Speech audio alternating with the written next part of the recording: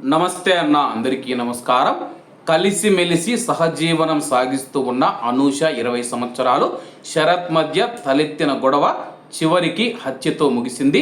ఆమెను కిరాతకంగా కడతీర్చిన ప్రియుడు శరత్ను శేషాద్రిపురం పోలీసులు అరెస్టు చేశారు. నిజానికి హత్య అనంతరం సంఘటన నుంచి తప్పించుకునేందుకు నిందితుడు ఒక లాయర్కు ఫోన్ చేశాడు. ఈ విషయాన్ని పసిగట్టిన పోలీసులు వేగంగా రంగంలోకి దిగి ఆ యొక్క నిందితుడిని కటకటాల వెనక్కి నెట్టారు. సొంత ఊరు హాసనాకు వెళ్ళి వస్తానని అనూష చెప్పడంతో ఆ యువకుడు గొడవకు దిగినట్లు గుర్తించారు. పరస్పరం అరుచుకుంటూ గొడవ పెద్దది చేసుకున్నారు. అలాగే కోపం పట్టలేని శరత్ ఆమె గొంతు నులిమి కడతీర్చారని చెప్పి పోలీసులు ప్రాథమికంగా గుర్తించారు. మల్లేశ్వరంలో 7 క్రాసులోని అద్దె ఇంట్లో ఇద్దరు సాగించిన సహజీవనంలో ఆ ఇద్దరు హాసనకే చెందినవారని చెప్పేసి వివరించారు.